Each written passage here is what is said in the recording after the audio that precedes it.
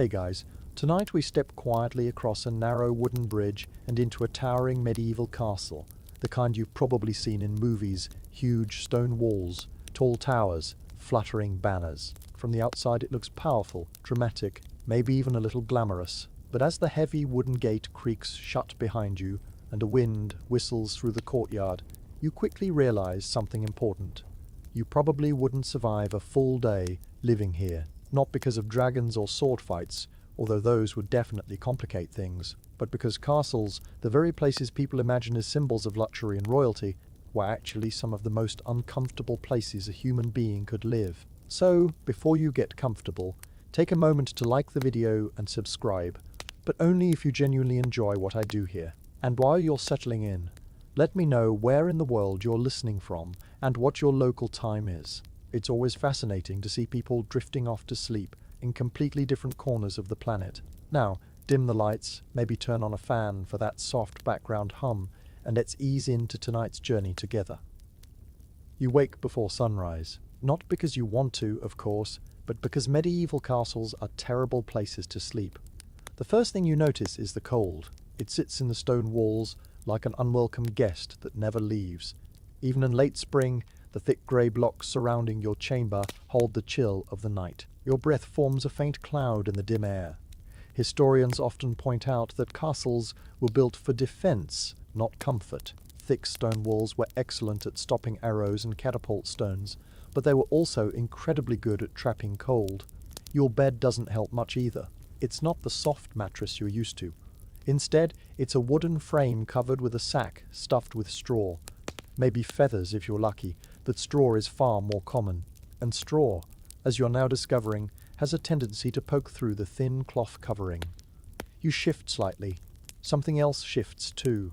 Possibly a flea. Medieval bedding was famous for hosting tiny guests. Fleas, lice, and the occasional bedbug were extremely common, even in noble households. Cleanliness standards were very different from today, and washing bedding regularly wasn't always practical. You sit up slowly. The room around you is barely visible in the early dawn. Light slips through a narrow slit in the stone wall window designed less for views and more for archers. The opening is so small that only a thin ribbon of grey morning light enters the room. This design wasn't accidental. Arrow slits, sometimes called loopholes, were deliberately narrow so defenders could shoot arrows out, while making it difficult for enemies to shoot in. Comfort, once again, was not part of the architectural plan. You swing your feet down onto the floor.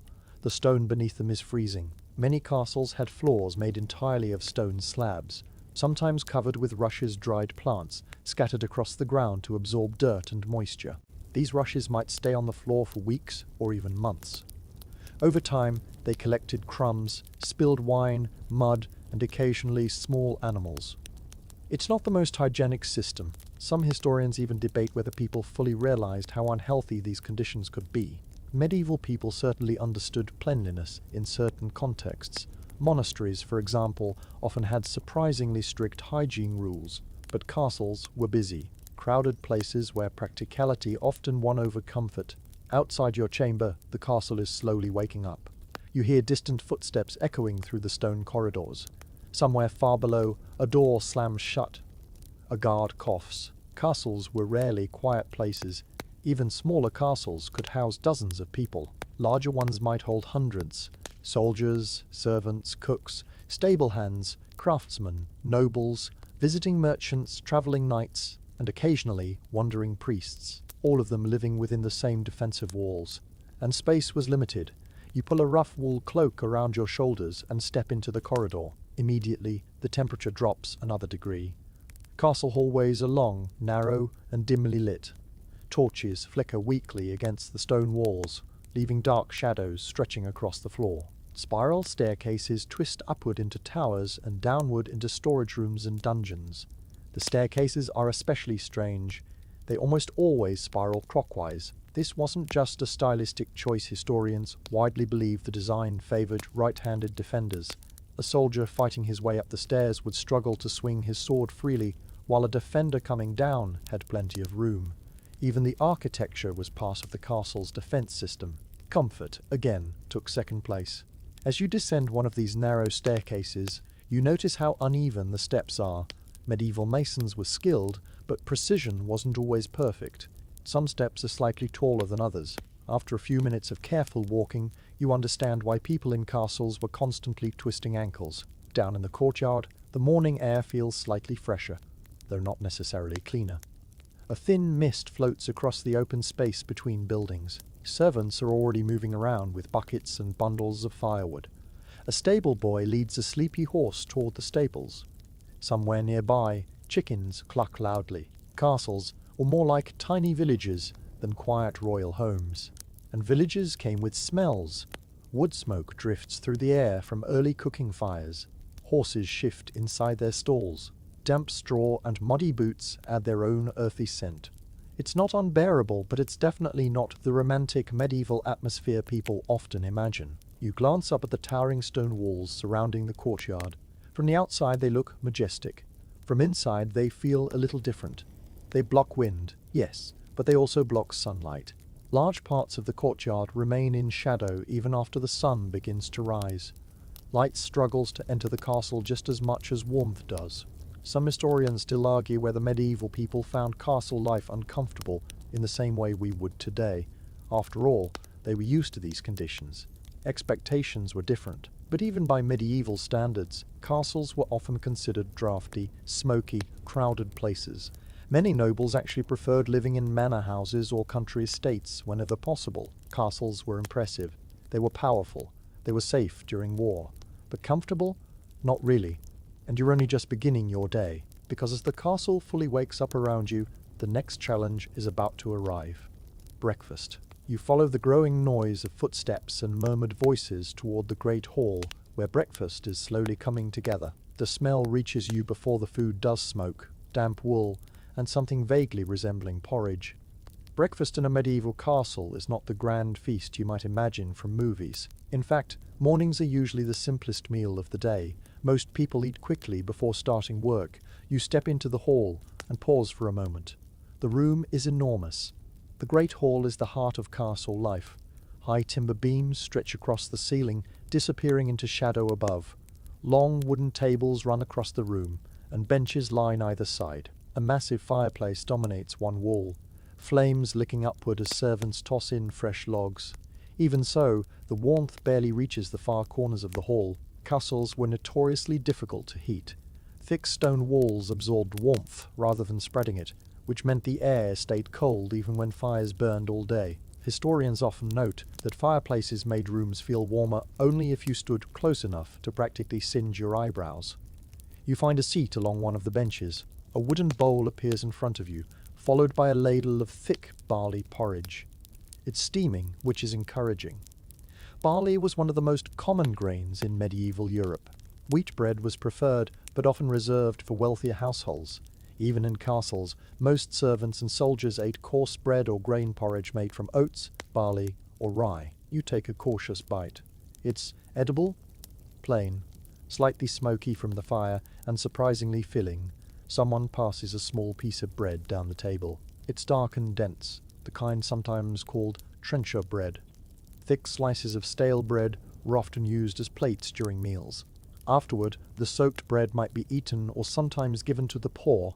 A servant moves through the hall with a clay jug, pouring small amounts of ale into wooden cups. Ale for breakfast might sound strange today, but medieval water supplies weren't always safe to drink. Brewing ale involved boiling water, which made it far safer. The alcohol content was usually very low, especially in what historians call small ale. Even children sometimes drank it. You take a sip, it tastes mild, slightly sour, and oddly comforting. Around you, the castle continues waking up. Guards talk quietly near the doorway. Servants hurry back and forth carrying trays and wooden buckets.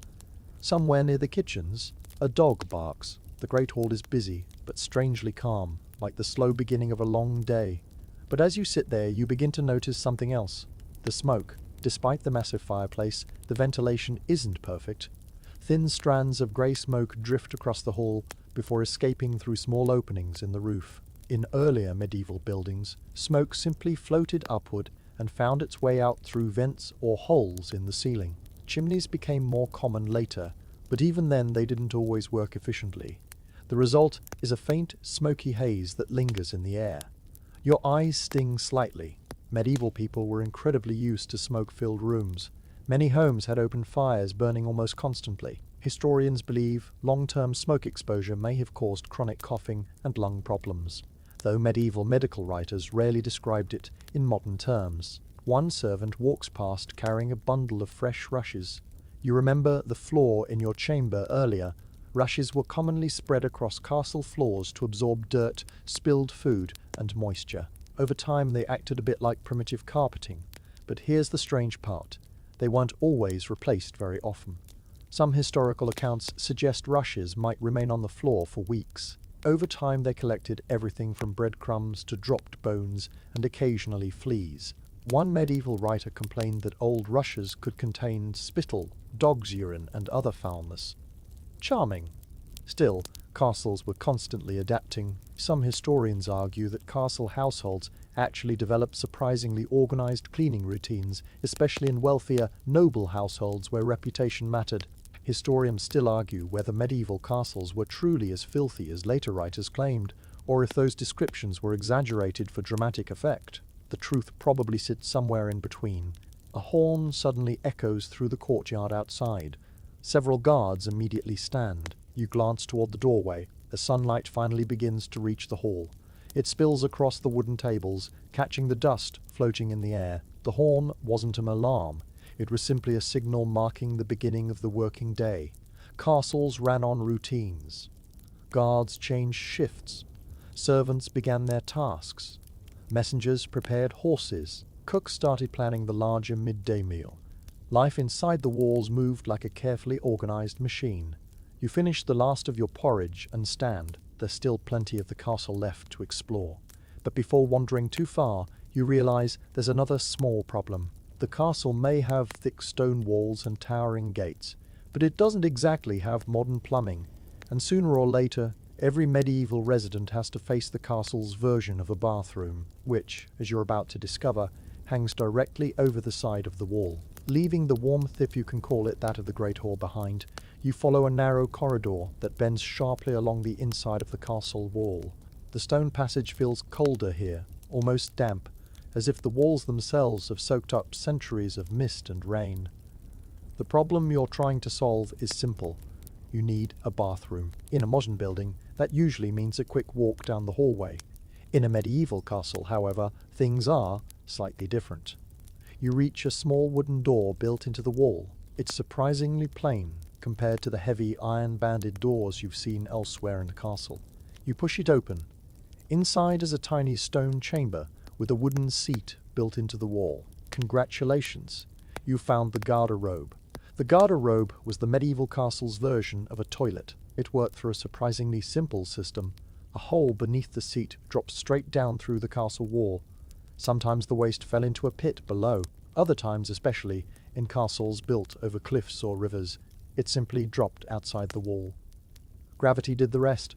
It's not exactly luxury plumbing, but it was fairly effective for the time. Archaeologists studying castle ruins often find vertical shafts built directly into the stone walls, confirming how widespread this system was. You cautiously step closer. A cold draft rises from the opening. That draft actually served a purpose. The airflow helped carry unpleasant smells downward and away from the chamber. Medieval engineers may not have had modern sanitation systems, but they were surprisingly practical problem solvers. Historians generally agree that castles were more advanced in sanitation than many ordinary medieval homes. Peasants living in villages often relied on simple pits or open fields. In comparison, a garderobe was practically high-tech. Still, standing here, you realize it's not exactly pleasant. The stone seat is cold, the chamber is narrow, and the faint smell drifting upward reminds you that dozens, sometimes hundreds of other castle residents used the exact same system. But the garderobe had another interesting purpose. The word itself comes from French and literally means garderobe or clothing storage. That sounds strange until you learn a curious medieval trick. Clothes were sometimes stored in these small chambers because the smell and airflow discouraged insects like fleas and moths. It turns out bugs dislike the environment almost as much as humans did. You step back out into the hallway and close the door quickly. Problem solved. Mostly. As you continue walking along the castle corridor, the sounds of the waking fortress echo around you. Metal clinks somewhere nearby, probably a guard adjusting armor. A servant hurries past carrying a bundle of firewood. Castles were incredibly busy places once the day began. You reach a narrow window slit and pause for a moment, looking out across the landscape beyond the walls. The view is impressive. Castles were deliberately built in strategic locations, hilltops, river bends, rocky cliffs. From here, you can see miles of countryside stretching into the distance. That visibility was critical during medieval warfare. If enemy troops approached, defenders needed time to prepare. A castle on high ground could spot danger hours before it arrived. One of the most famous examples of strategic castle placement is the fortress network built by medieval kings across Europe. These strongholds allowed rulers to control roads, rivers, and entire regions. But historians still argue whether castles were always as effective militarily as people believed. Some scholars suggest they were just as much symbols of power as practical defenses. In other words, castles were partly medieval propaganda. They looked intimidating, and that alone could discourage attacks. You leave the window and continue along the hallway. The deeper you go into the castle, the darker it becomes. Torches flicker along the walls, their light dancing across the stone. Lighting inside castles was limited. During the day, narrow windows provided small amounts of natural light. At night, people relied on candles, oil lamps, and torches. Candles were expensive, especially those made from beeswax, which burned cleaner and brighter. Poorer households often used tallow candles made from animal fat. Tallow candles worked, but they smoked heavily and smelled unpleasant. Inside enclosed stone rooms, the result was a thick mixture of smoke and dim light. It's easy to imagine why many castle residents preferred spending time outdoors whenever possible. You reach the base of a spiral staircase and begin climbing. The steps curve tightly upward along the inside of a tower wall. Each step is slightly worn in the center from centuries of footsteps. Spiral staircases, as you noticed earlier, were usually built clockwise. Defenders running down the stairs with swords in their right hands had more space to swing. Attackers climbing upward were forced against the narrow central pillar, making it harder to fight effectively. Even the stairs were designed for battle. Comfort rarely entered the equation. Halfway up the staircase, you paused to catch your breath.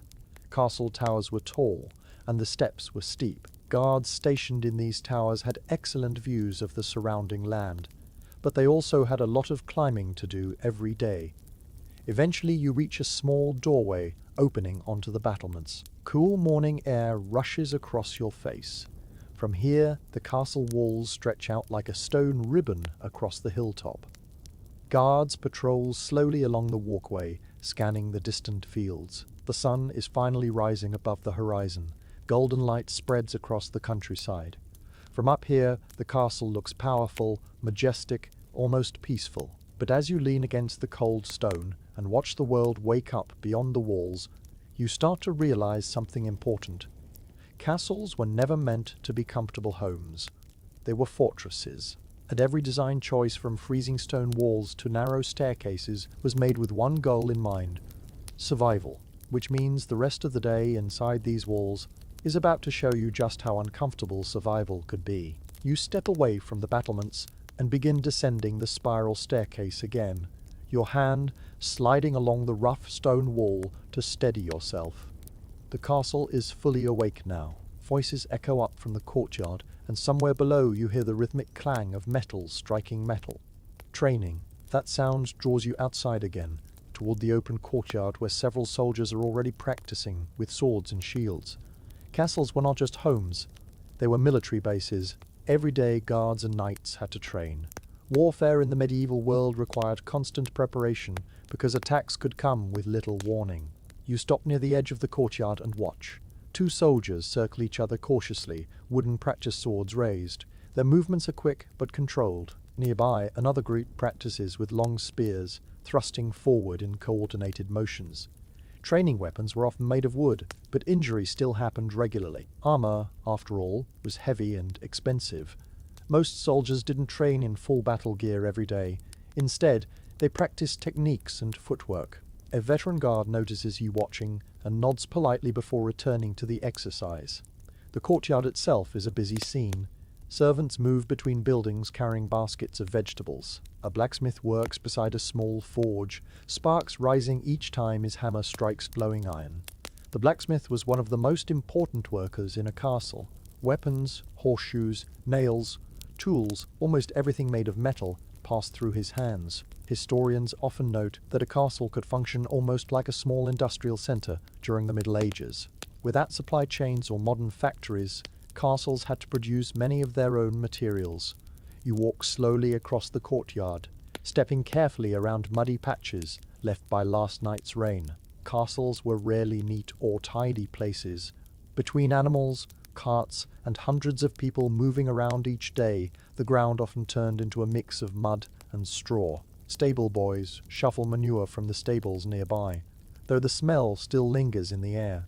It's not unbearable, but it's definitely noticeable. The castle's kitchen lies at one end of the courtyard, and the smell drifting from its open doorway is far more appealing. Inside, the kitchen is already alive with activity. Massive iron pots hang over open fires.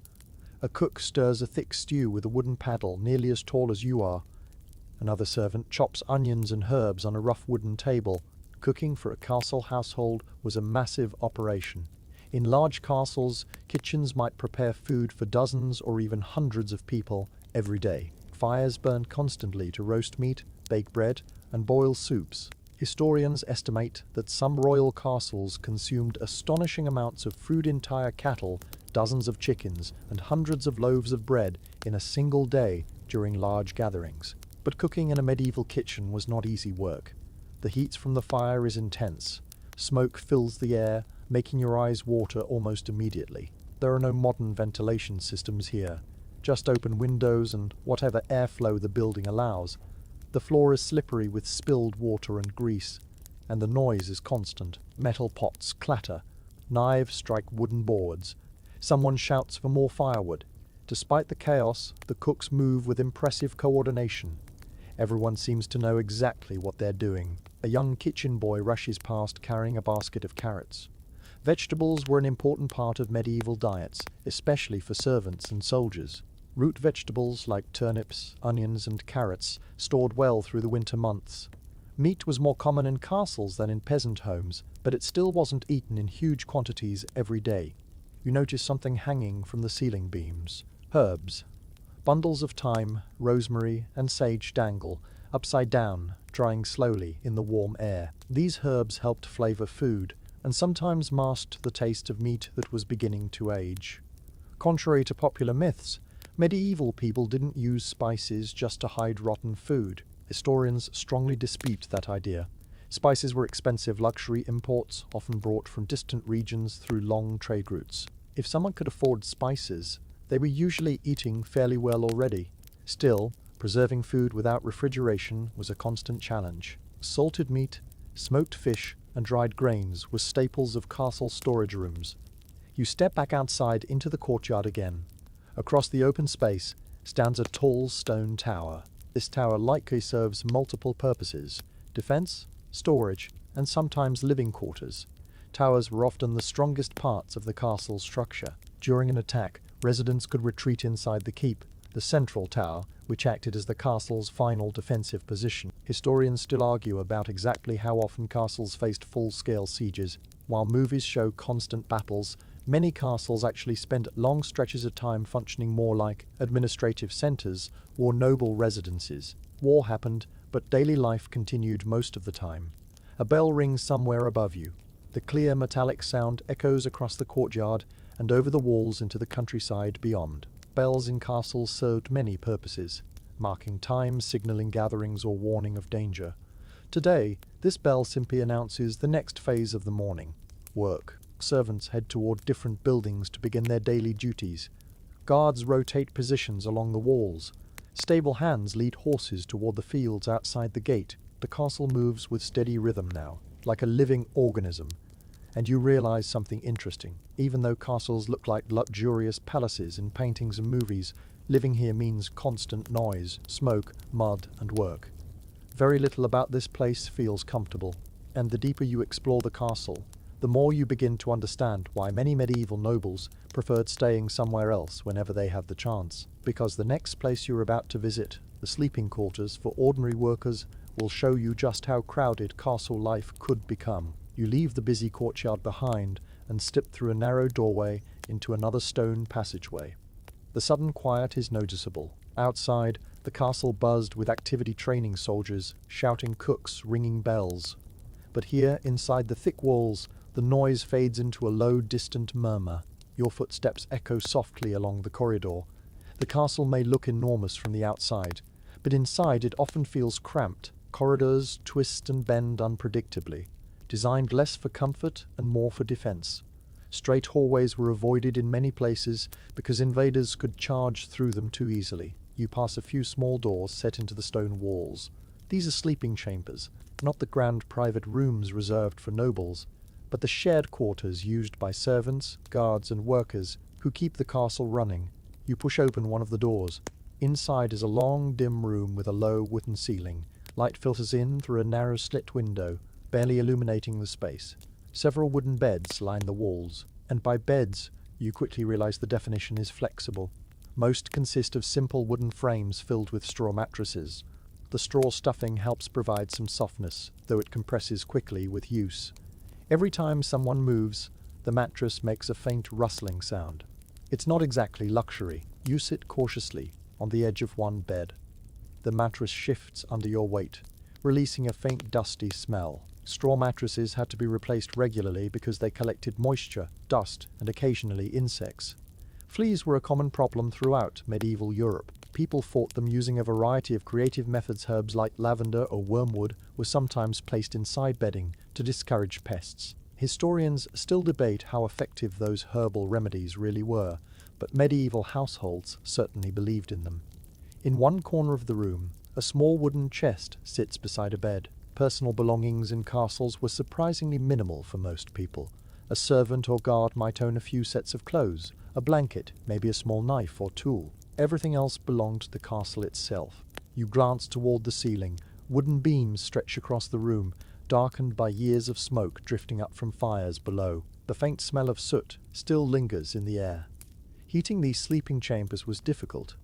Fireplaces were usually limited to larger rooms like the Great Hall. Smaller sleeping quarters rarely had their own fires, which meant nights could be extremely cold, especially during winter. Instead, people relied on thick wool blankets, shared body heat, and sometimes heated stones wrapped in cloth placed under the bedding. You imagine trying to sleep here during January, when cold winds howl across the castle walls. Comfortable might not be the word that comes to mind. Still, there was one small advantage to sleeping inside the castle: safety. During dangerous times, villagers from the surrounding countryside could sometimes seek shelter within castle walls. The castle served as a protective refuge against raids or enemy armies. Of course, this also meant that during emergencies the castle became even more crowded. Historians studying siege records describe castles packed with people, soldiers, servants, villagers, animals all squeezed into the same defensive space. Air quality probably suffered quite a bit during those moments. You walk slowly through the sleeping chamber toward the window slit. Outside, you can see part of the castle wall and the rolling hills beyond. The countryside looks peaceful today. Green fields stretching toward distant forests. It's hard to imagine armies marching across that landscape, but the castle was always prepared for that possibility. You turn back toward the room. One of the beds has a slightly different design, a wooden canopy frame built above it. Canopy beds were more common in noble chambers, but occasionally higher-ranking servants might have something similar. The canopy helped trap warmth around the sleeper and provided little privacy in shared spaces. Curtains could be drawn to block drafts. In cold stone buildings, even small improvements like that made a noticeable difference. A faint scratching sound interrupts your thoughts. You glance toward the corner of the room. A small grey mouse darts along the wall before disappearing behind a chest. Mice and rats were another constant companion in medieval buildings, with grain storage, food scraps, and warm hiding places everywhere. Castles provided excellent habitats for rodents. Cats were often kept specifically to control the population. You remember hearing a cat earlier near the kitchen. Now you understand why it had an important job. Despite these inconveniences, castle residents adapted to their environment surprisingly well. people in the Middle Ages were accustomed to conditions that might feel uncomfortable to us today. Thick clothing, wool blankets, and constant movement during the day helped them stay warm. And honestly, after spending a few hours inside these stone walls, you begin to understand something.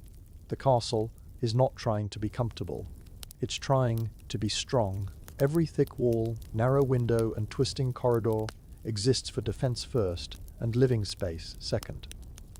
You step back into the hallway and close the chamber door behind you. The castle still has many places left to explore, but as you continue down the corridor, you notice the air getting cooler again and a faint, earthy smell drifting up from somewhere below, which probably means you're getting close to one of the castle's most important and least glamorous areas.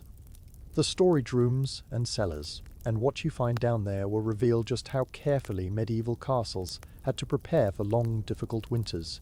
The stone staircase leading downward is darker than the ones you've climbed before. The air changes as you descend, cooler, heavier, carrying a faint, earthy scent that reminds you of damp soil and old wood. That's not surprising. You're heading into the castle's cellars. These underground rooms are some of the most important spaces in the entire fortress, even if they rarely appear in heroic medieval paintings. Castles might look impressive above ground, but survival during long winters or worse, during a siege, depended on what was stored down here. Your footsteps echo softly as you reach the bottom of the stairs. A heavy wooden door creaks open, revealing a large stone chamber lit by a few flickering lanterns. Immediately, you notice rows of barrels, big ones. Some are stacked 2 or 3 high against the walls. Others sit alone on wooden racks, their iron bands darkened with age. Most of these barrels contain ale. Water inside castles was often unreliable. Wells existed, of course, but water quality could change depending on the season. Ale, on the other hand, was boiled during brewing, which made it safer to drink. And before you start imagining medieval knights constantly stumbling around drunk, it's worth mentioning that much of the ale consumed daily was small ale, a very low alcohol drink, sometimes only 1 or 2%. Even children drank it. Historians note that small ale functioned almost like a safer alternative to water in many medieval communities. You move deeper into the cellar. More storage appears as your eyes adjust to the dim lantern light. Wooden racks hold wheels of cheese slowly aging in the cool air. Long hooks hang from beams where cured meats once dried. Salted pork was a common staple in castle kitchens. Without refrigeration, preserving meat required careful methods. Salting, smoking, and drying allowed food to last for months, sometimes even years. You pause near a large wooden crate filled with onions. Root vegetables like onions, turnips, and carrots stored exceptionally well in cool underground rooms like this. Their thick skins helped protect them from moisture or drought. A castle preparing for winter might stockpile huge quantities of these vegetables. Historians studying medieval records have found accounts describing castles storing hundreds of sacks of grain and vegetables before cold weather arrived. Preparation was everything, because once winter began, resupply could become difficult, and if an enemy army arrived and surrounded the castle, well, then the supplies down here might be all you had. You walk farther into the cellar, passing another chamber connected by a low archway. This room smells different, sharper. Here you find rows of wooden bins filled with grain, wheat, barley, and oats. Grain was one of the most valuable food resources in medieval Europe. Bread formed the foundation of most diets. Castle kitchens used grain to bake large loaves every day, feeding everyone, from nobles to stable boys.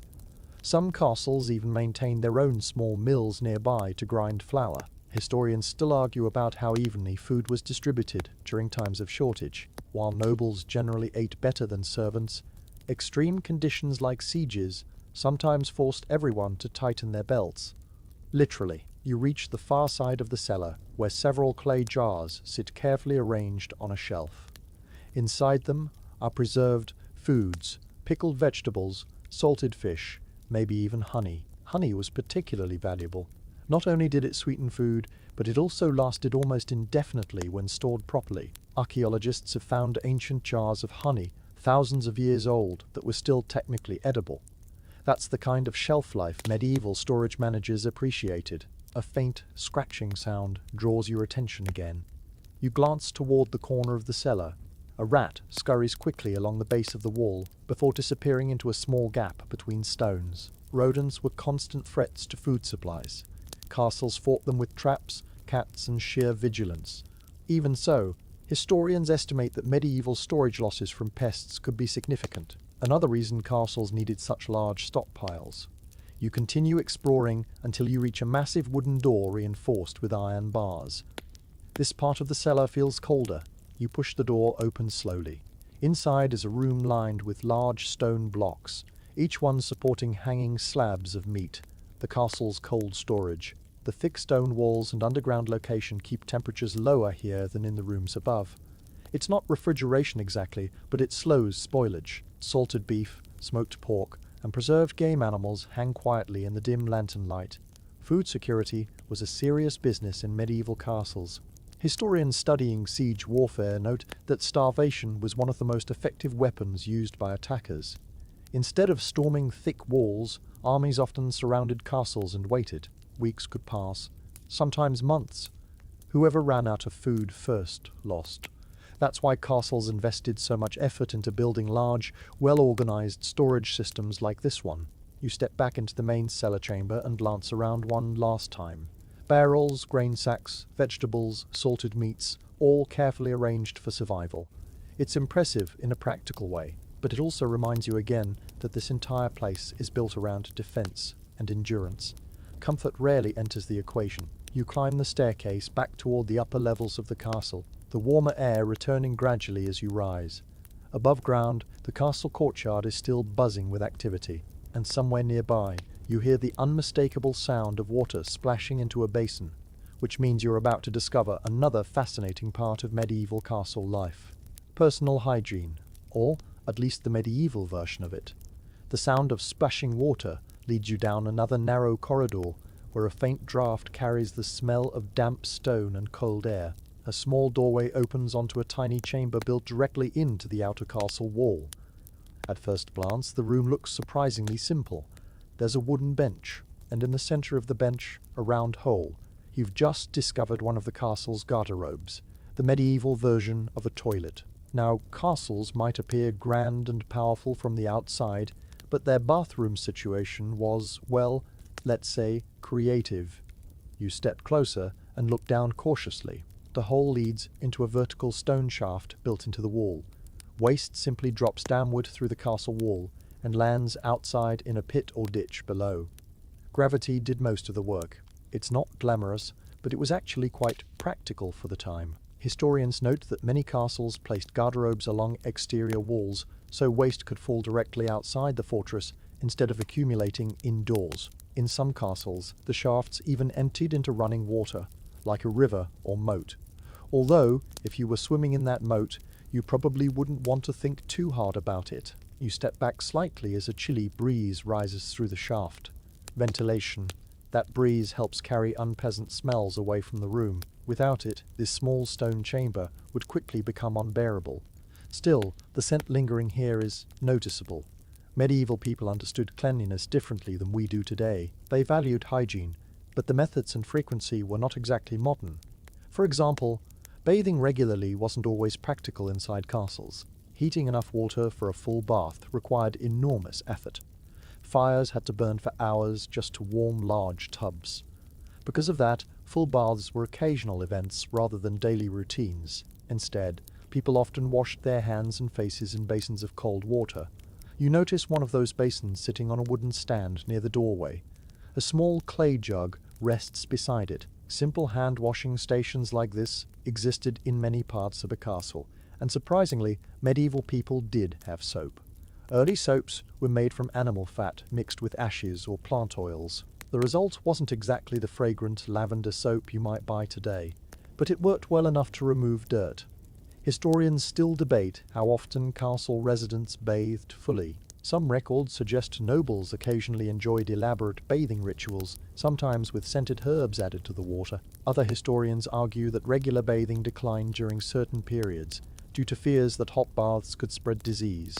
The truth likely varied depending on time, location, and personal habits. You step back into the corridor and continue walking. A few steps later, you reach another small chamber where a servant is pouring water from a bucket into a large wooden tub. This looks more like a bathing room. The tub itself is made of thick wooden planks bound together with metal bands, similar to a barrel. Nearby sits a stool and a stack of rough linen cloths. Bath time in a castle wasn't exactly a private spa experience. Often, water was reused.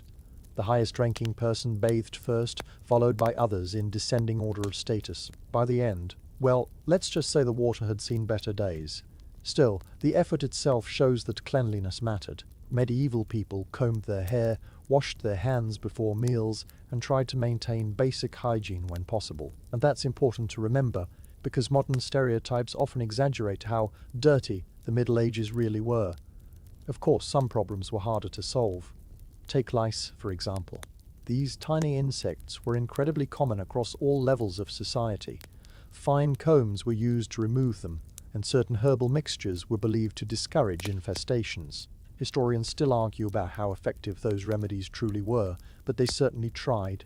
You walk farther down the corridor, noticing something interesting in the stone wall. Another narrow doorway. Curious, you peek inside. This room is even smaller than the last one, with another garderobe bench carved into the wall. But this one sits slightly higher than the others. Castle designers often placed toilets at different levels so waste could travel through long vertical shafts without blocking the system. Some castles even had multiple garderobes stacked above each other like a tower of medieval plumbing. Ingenious, if slightly unsettling. You step back out into the hallway and lean against the cool stone wall for a moment. The castle is full of clever solutions like this, practical designs created to make life inside thick stone walls a little more manageable. But manageable doesn't always mean comfortable. Cold stone floors, limited bathing, shared facilities, strong smells drifting through narrow corridors. All of it reminds you that living in a medieval castle required a certain tolerance for inconvenience. Still, the castle's builders did their best with the technology they had. And as you continue exploring deeper into the structure, you begin to notice something else. The further you move away from the busy work areas, the quieter and more decorated the rooms become, which means you're approaching a very different part of castle life. The noble quarters, where the lord and lady of the castle lived, surrounded by tapestries, heavy furniture, and just a little more comfort than the rest of the residence. Though even there, comfort might not mean what you think. The corridor begins to change as you move farther from the busy service areas of the castle. The air feels slightly warmer here, and the stone walls are no longer completely bare. Tapestries hang along the sides. Thick woven fabrics stretch from beam to beam, their colours faded, but still showing scenes of hunting, battles, and strange mythical animals stitched into the threads. At first glance, they look like decoration, but their real purpose is much more practical. Stone walls trap cold. In winter, those walls become giant blocks of ice that slowly leak freezing air into every room. Tapestries helped trap warmth and block drafts. In other words, medieval wall art doubled as insulation. You run your hand lightly along the fabric as you walk past. The weave is thick and surprisingly heavy. Some tapestries in wealthy castles could take months or even years to complete. Skilled weavers created them using wool, linen, and occasionally silk threads. Historians studying surviving tapestries say they were among the most valuable items in a noble household. Not just because they were beautiful, but because they could be moved. Unlike the castle itself, tapestries travelled easily when a noble family moved between residences. You reach a wider doorway and step into a chamber that feels noticeably more spacious than the sleeping quarters you saw earlier. This is likely one of the private rooms used by the castle's lord or lady. The floor is covered with rushes dried reeds scattered across the ground. Fresh rushes were often laid down to soften the hard stone floors and absorb dirt. Of course, they also trapped other things. Food scraps, mud from boots, the occasional insect. Historians still debate how frequently rushes were replaced in medieval castles. Some sources suggest they were changed regularly, while others hint they could remain for quite a long time.